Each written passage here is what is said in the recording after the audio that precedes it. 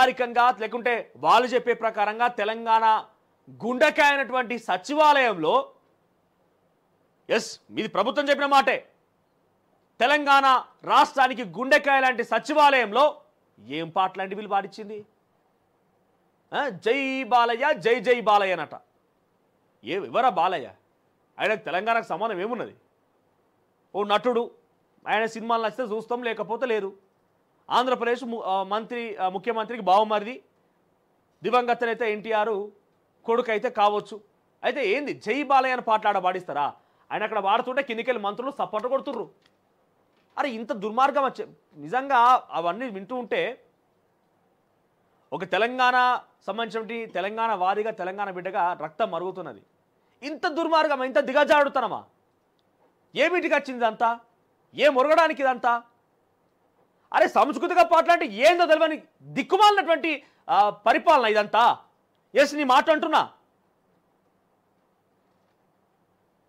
మొన్నేమో ఓఏకి రమ్మంటాడు నిన్నేమో నాటు ఇవాళేమో జై బాలయ్య ఏం పాటలు ఎక్కడికి వచ్చిన పాటలు తెలంగాణ సాంస్కృతిక కార్యక్రమాలు ఇవేనా మీరు చెప్పండి మరి పోనీ తెలంగాణ సాంస్కృతిక కార్యక్రమం అంటే సినిమా పాటలే తెలంగాణ సంస్కృతికి సంబంధించి ఆ యొక్క బాధ్యతలను రాహుల్ సిప్లిగంజ్ కప్పచెప్పురు మరి లేకుంటే తమను కప్పచెప్పుర్రి మీరే తెలంగాణ సంస్కృతిని పెంపొందించండి అయ్యా ఇకపైన మా బోనాల పాటలు బతుకమ్మ పాటలు ఊర్లో పాడుకునేటువంటి ఆ పల్లె పాటలు ఈ ప్రకృతి పాటలు ఈ బహుజనుల పాటలు ఇవేం పాటలు కాదు మీరు అనేటువంటి బోయేకి రమ్మంటవా కింద వంటవా మీడ వంటవా లేకపోతే ఆడ చేస్తావా ఈ పాటలు మీరు పాడించే పాటలు నిజంగా తువ్వనాలనిపిస్తోంది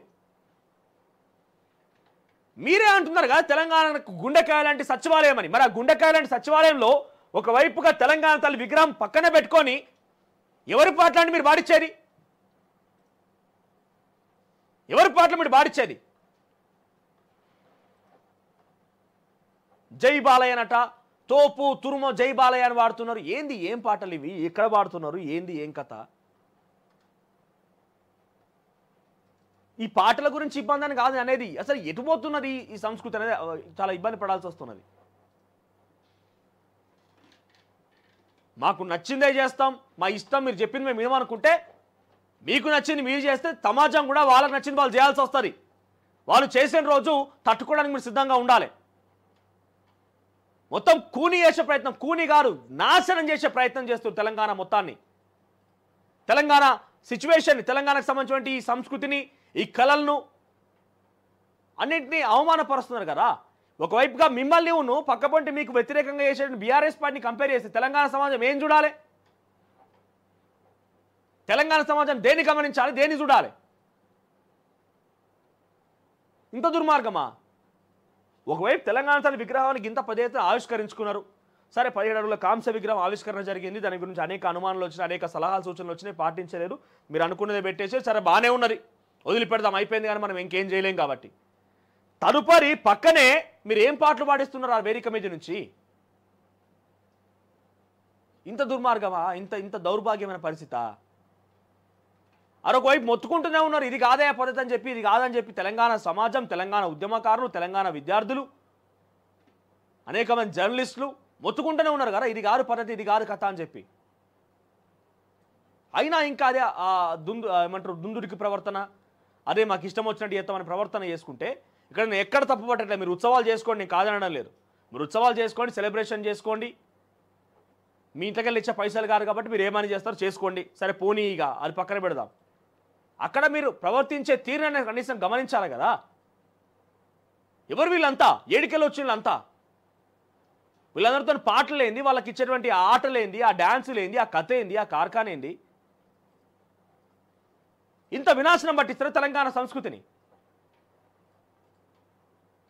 తెలంగాణ ఉద్యమకారుణ్ణి నేను ఎంపీగా పనిచేసిన ఆ రోజు తెలంగాణ ఉద్యమంలో నా పైన పెప్పర్ స్ప్రే కొట్టిన లగడపాటి రాజగోపాల్ పార్లమెంట్లో మేము లేకపోతే తెలంగాణ బిల్ పాస్ అయ్యేది కాదని చెప్పేటువంటి పొన్నం ప్రభాకర్ గారు మీకు తెలియదా తెలంగాణ సంస్కృతి కార్యక్రమాలు ఇవేనా అక్కడ కూర్చొని సప్పట్టు కొట్టి జబ్బలెగిరేస్తారు కదా మీ మంత్రివర్గము లేకపోతే మీ సహచర మంత్రులు కానీ లేకపోతే మీ వెనుకున్నటువంటి కాంగ్రెస్ పార్టీ నామినేట్ పదవులు అనుభవించే వాళ్ళు కానివ్వండి ఎమ్మెల్యేలు కానీ అందరూ కూడా ఈరోజు నేను క్వశ్చన్ చేస్తున్నా ఎందుకు ఒకసారి మీ ఆత్మగౌరవం మీరు పరిశీలించుకోండి ఒక్కసారి మీరు గుండెల మీద చేసుకొని చెప్పుకోండి మేము చేసింది కరెక్టా తప్ప అని ఎవరు మీదో కోపంతో మీరు అన్ని చేస్తుర్రో మీ పైన వేలెత్తి చూపించాల్సి వస్తుంది ఒక్కసారి నిజంగానే మీ గుండెల మీద చేసుకొని చెప్పండి తెలంగాణ ఉద్యమకారులని చెప్పేటువంటి మీరు, ఎంపీగా మేము కొట్టాడకపోతే తెలంగాణ రాష్ట్రం రాదని చెప్పే మీరు, మరి పొన్నం ప్రభాకర్ కానీ వివేక్ వెంకటస్వామి కానీ మధు యాష్కి కానీ అందరూ ఎంపీలు కదా అప్పుడు.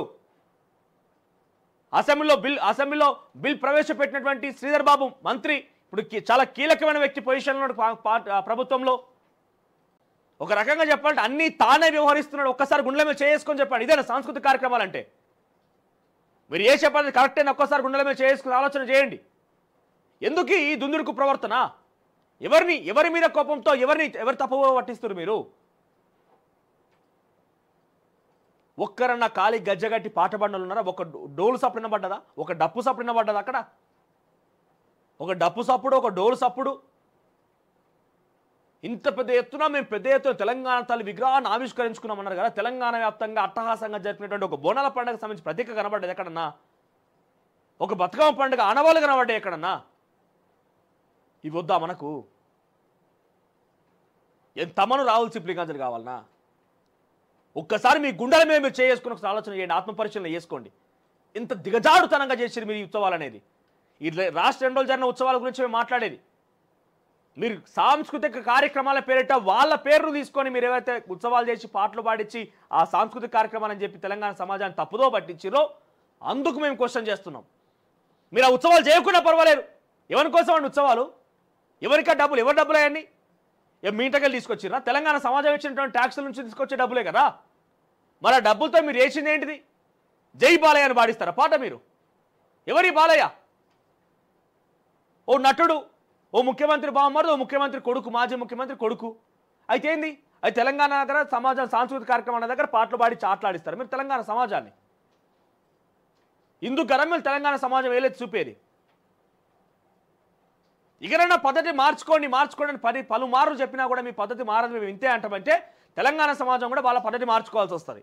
ఆ పద్ధతి మార్చుకున్న ఎడల మీకు ఎటువంటి పరిస్థితి వస్తుందో ఒక్కసారి ఆలోచన చేయండి. చాలామంది కూడా మాట్లాడితే ఏమో అవుతుందో ఏమైపోతుందో, మేము మాట్లాడలేము, కేసులు పెడతారో ఇంకేదని చాలామంది తెలంగాణ మేధావులు కానీ తెలంగాణ బుద్ధిజీవులు తెలంగాణ సమాజం మొత్తం కూడా సైలెంట్గా ఉంటుంది. మీలాంటి వాళ్ళు క్వశ్చన్ చేసే వాళ్ళు క్వశ్చన్ చేయకపోతే ఇట్లానే పోతూ ఉంటే రేపటి రోజున తెలంగాణ సంస్కృతి మొత్తం అంతరించకపోతుంది. తెలంగాణ సమాజం మొత్తం కూడా అసలు ఆ సంస్కృతి పక్కదారి పట్టిపోయి అసలు ఏందో అర్థం కాని పరిస్థితి నెట్టబడి పడుతుంది.